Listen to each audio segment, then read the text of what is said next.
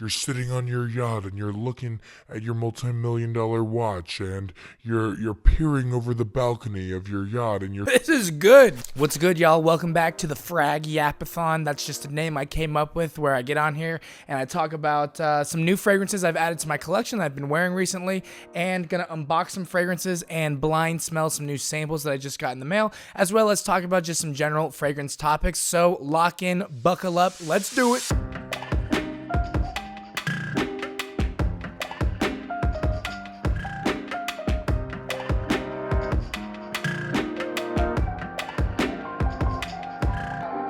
The newest fragrance trade of my collection has just arrived. I think I fleeced this gentleman. I traded away my bottle of in high demand, Stronger With You sandalwood. I liked it. It just wasn't for me. So I traded my completely full bottle of Stronger With You sandalwood for, let's hope this is legit, Creed Green Irish Tweed. This is like almost completely full, and it's not a tester, and it came with a cap. It did not come with a box, but honestly, the value is completely lopsided in my favor. There's no doubt about this. I definitely won this trade by $80 or $90 in fragrance trade value. There's no doubt about that, assuming this is real. Okay, the tester.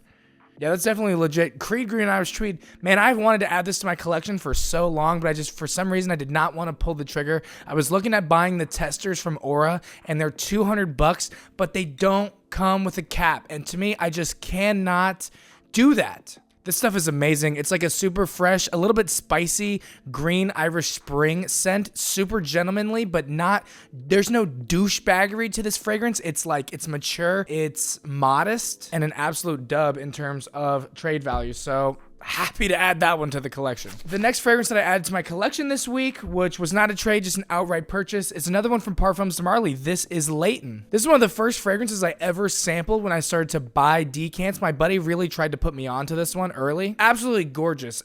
For me, when I first smelled it, it just was too much of an acquired taste for like a beginner, which is what I was at the time. But now that enough time has passed, I just knew like, yeah, I'm gonna give that Layton another try. I was able to pick this up. This is a 75 ml bottle. Granted, it came with no box. I scooped this for $100 on a Facebook trading group. The best way I can describe it, it's like an apple lavender vanilla parfait, but it's not like sweet like a parfait. It's like, it's sharp, it's strong, it's so hard to describe. I think this fragrance is a stunner in the sense like it doesn't smell like anything in nature. There's no familiarity to it, so when you smell it, it's almost like you're smelling a certain scent profile for the very first time, and that can be kind of like jarring to some people, but also really intriguing to others. And for me, I just knew, okay, it's time. Let's do it. Layton. Now, I'm not gonna lie, when I wore this for the very first time the other day on skin, it did not project and perform in the way that I was kind of expecting it to. Now, I looked this up. This is a 2022 bottle, so it's had some age, but I don't think that is going to make it perform worse. You know, it's not that empty also. Honestly, I was expecting to get 3 to 4 hours of good projection as well as like 8 to 9 hours skin scent after that.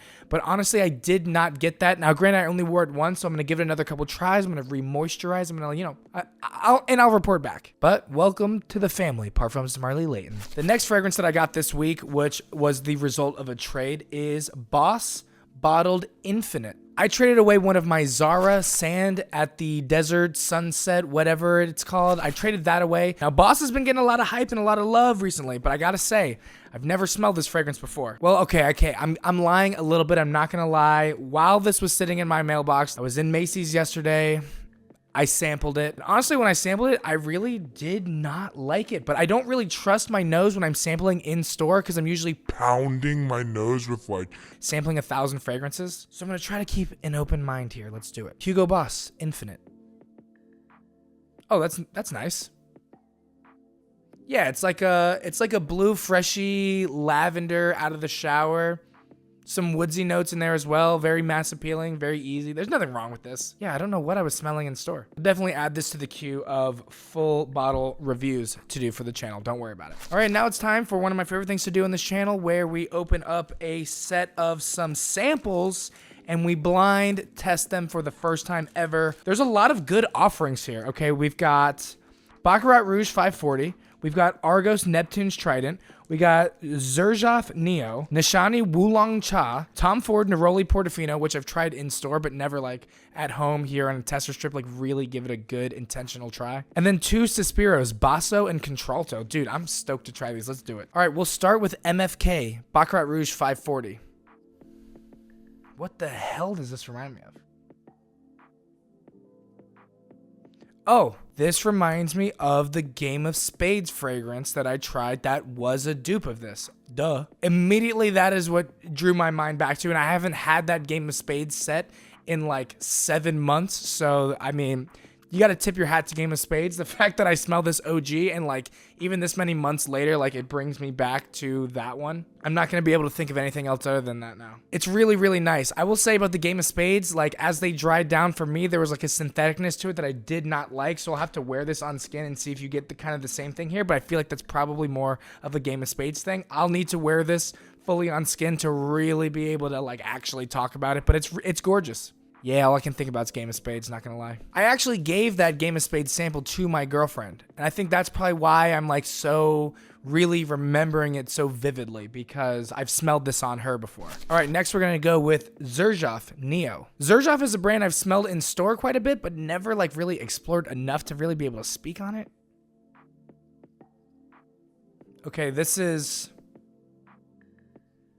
super lemon citrusy. It's not a bad smell, I'm just kind of surprised. It's kind of like when you hear people describe fragrances as like the lemon pledge. At least that's what I'm getting, you know, off rip from this. Not bad, but definitely not blowing my mind by any means. I would compare this to like the Versace Eau Fraiche style of fragrance where you've got like that lemony citrus kind of body wash thing going on. But if you want to pay Xerjoff price for it, I guess that's what this would be. Definitely not bad, but something I want to test on skin. All right, next we're doing Tom Ford's Neroli Portofino. I would love to know the sales numbers on this fragrance after Fragrance Flan started saying that it's one of his favorites after this fragrance was hated on so overwhelmingly by the fragrance community. Yeah, it's great. It's like, yeah, there's nothing wrong with this at all. It's very sunscreeny, citrusy, fresh. I'm just thinking about the Fragrance Flan review where he's like, you're sitting on your yacht and you're looking at your multi-million-dollar watch and you're peering over the balcony of your yacht and you're seeing, you know, the chef make your luxurious meal, and there's definitely like a super familiar like type of thing going on. Like I've smelled this before. This smells like, please forgive me, it reminds me of like a Hollister on the beach. Like if you were to go to like a really upscale high end, like, you know how Hollister has that very beachy type of brand. This is something I feel like you'd smell there. But the Tom Ford luxury, I guess, luxurized version of it. But yeah, that smells like a luxury beach vacation. It's good. All right, next we're going to sample Neptune's Trident by Argos. This is one I've wanted to sample for a very, very long time. Is it the hype? Is it the presentation? Is it the price? What is it that's so compelling about Argos? I've never even sampled this in store, so let's just give it a go. It's like another lemon, zingy, citrus, aquatic, beachy type of fragrance. Another one I would say is on the beaten path of the Versace Man Eau Fraiche.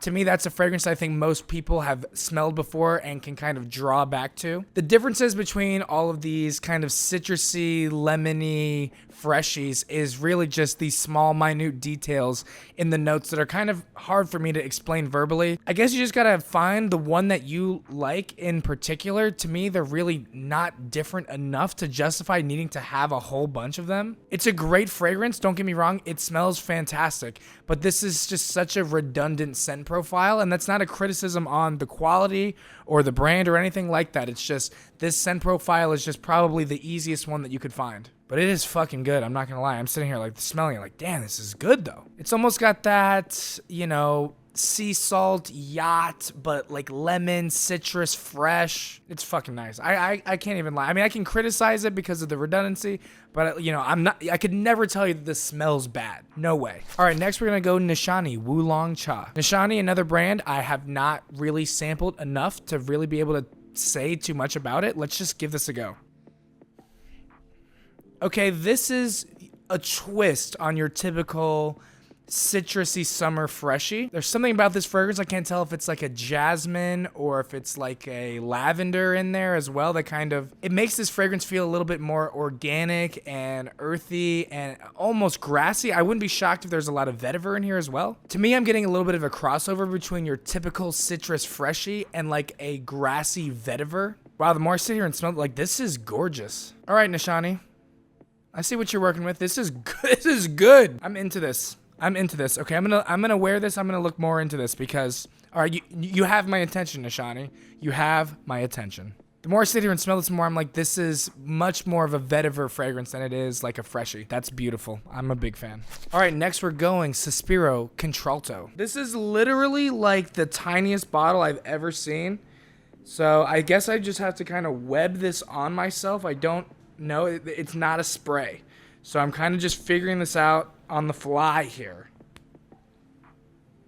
Yo, Sospiro is doing something serious out there. Just a really beautiful, fresh fragrance. Like this is gorgeous. I've sampled Vibrato before, and that's like kind of my basis for like my opinion on Sospiro. And there's just something in this where you smell it and you're like, okay, yes, I can tell that that was made by the same brand. I would say the scent profile of Contralto is a little bit more mass appealing. I'm not exactly sure these notes that I'm getting. The brand that this actually also reminds me of is Fulton and Rourke, and it's just like the ingredients just smell so organic and natural. Like it smells more like an organic compound than it does like a cologne or a fragrance or a perfume, so to speak. All right, I gotta look the notes up. Orange blossom, pink pepper, clove, juniper, chestnut, guaiac wood, cashmere, vanilla, and balsam. Yeah, honestly, I got no idea. I mean, I guess I get some of the orange blossom like mainly, but truly just smells like a beautiful organic flower. I don't know how else to put it. Absolutely gorgeous. Love this.